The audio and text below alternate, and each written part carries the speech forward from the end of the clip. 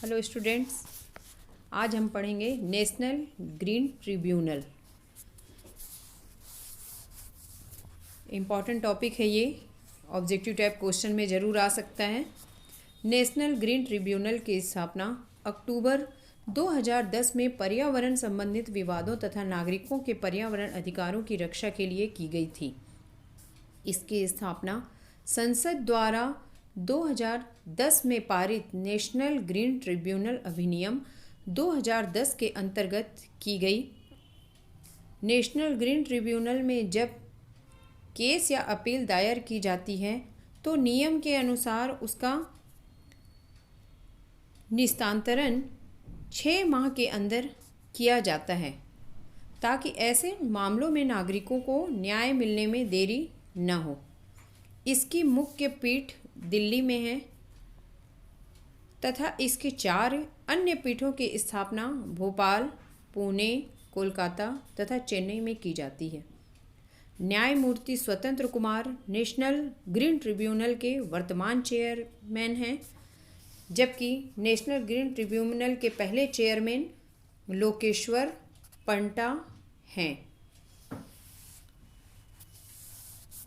तो इसे ध्यान देंगे स्टूडेंट्स। अब पढ़ेंगे न्यायिक सक्रियता, जुडिशियल एक्टिविज्म। न्यायिक सक्रियता का एक ऐसा विचार है जिसकी उत्पत्ति अमेरिका में न्यायपालिका की भूमिका के संदर्भ में हुई है।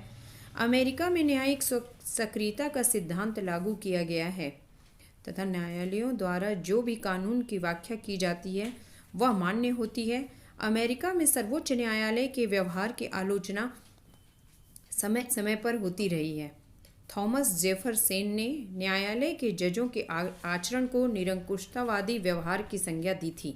फिर भी औपचारिक रूप से इस शब्द का सबसे पहला प्रयोग जनवरी 1947 में आर्थर स्लेशिंगर ने फॉर्च्यून नामक पत्रिका में प्रकाशित अपने एक लेख में किया था। भारत में 1980 के बाद जब न्यायपालिका ने अपनी न्यायिक पुनर्विलोकन की शक्ति अथवा जनहित याचिकाओं को स्वीकार करने की शक्ति के द्वारा कार्यपालिका के व्यवहार व दायित्वों के संबंध में बाध्यकारी तथा निर्णयों की घोषणा आरंभ की, तब से सर्वोच्च न्यायालय के संबंध में न्यायिक सक्रियता का विचार लोकप्रिय हुआ है। अब हम पढ़ेंगे स्टूडेंट, न्यायिक सक्रियता क्या है। ब्लैक के विधि शब्दकोश के अनुसार न्यायिक सक्रियता का तात्पर्य न्यायपालिका द्वारा निर्णय लेने के ऐसे दर्शन से है जिसमें न्यायाधीश अन्य बातों के अतिरिक्त लोक नीतियों के बारे में अपने व्यक्तिगत दृष्टिकोण को भी अपने निर्णयों का आधार बनाती है। अमेरिका में न्यायिक सक्रियता शब्द का प्रयोग नियंत्रित न्यायपालिका के विरोध में प्रयुक्त किया जाता है तथा कुछ हद तक यह न्यायपालिका की आलोचना का संकेत भी देती है।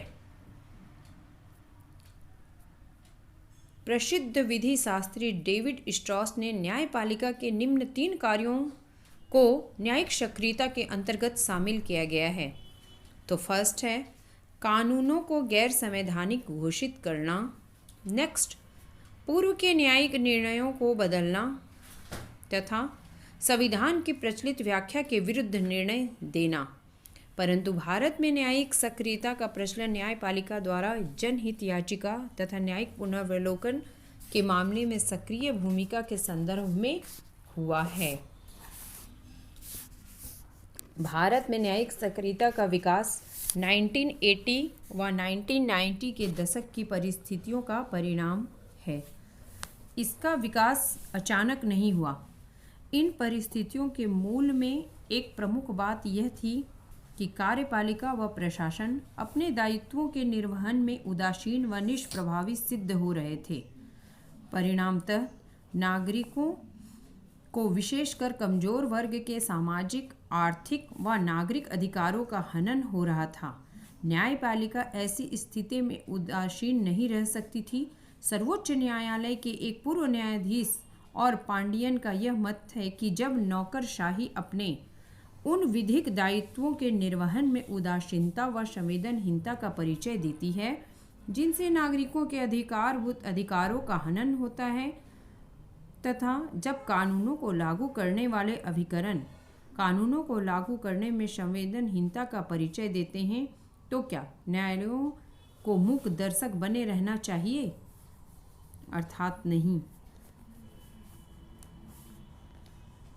इन परिस्थितियों में न्यायपालिका ने आगे आकर नागरिकों के अधिकारों के प्रति कार्यपालिका को सचेत करने का काम किया। न्यायपालिका ने अपनी इस सक्रियता की अभिव्यक्ति जनहित व सामाजिक न्याय के कई मामलों जैसे पर्यावरण की रक्षा, कैदियों व मजदूरों को न्याय दिलाना, सरकारी जांच एजेंसियों को निष्पक्ष व त्वरित जांच हेतु आदेशित करना, सरकारी आवासों से अनधिकृत कब्जे हटवाना, पीड़ितों को हर्जाना दिलवाना आदि सक्रिय पहल करके की है। न्यायालय की यही सक्रिय व निरंतर पहल कालांतर में न्यायिक सक्रियता का रूप धारण कर गई। तो आपको समझ में आ गया स्टूडेंट्स, न्यायिक सक्रियता का प्रादुर्भाव किन हालातों में हुआ है। इसे आप अच्छे से पढ़ेंगे और नोट्स बनाएंगे।